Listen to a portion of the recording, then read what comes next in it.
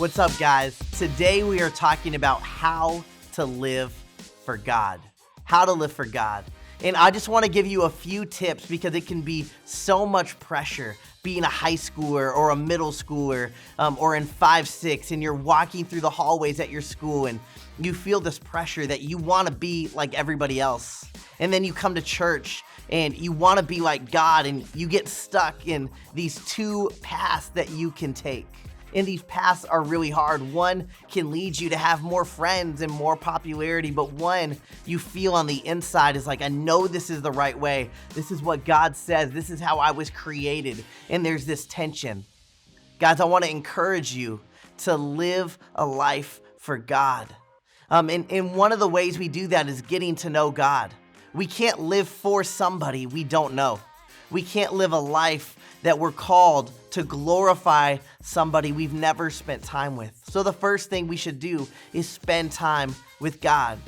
If you need help with that, we've actually recorded a previous video for you on that, on how to study the Bible. But how we spend time with God is through studying His Word and by praying, by spending time with Him. Then we get to know who He is and His character. And then we can say, God, I want to live for you. And Jesus tells us how to do that. He gives us this model of how to live for Him, how to act, how to think, how to feel. When we live for God, it's not just on the outside. It starts with the inside. It starts with our life being changed. Saying, God, I want to get to know you. I want my life to be changed by Jesus. And then that translates onto the outside. It's not just about doing good works. I've met so many people who do amazing things who've never had a relationship with God. And over time, it starts to become less and less and less.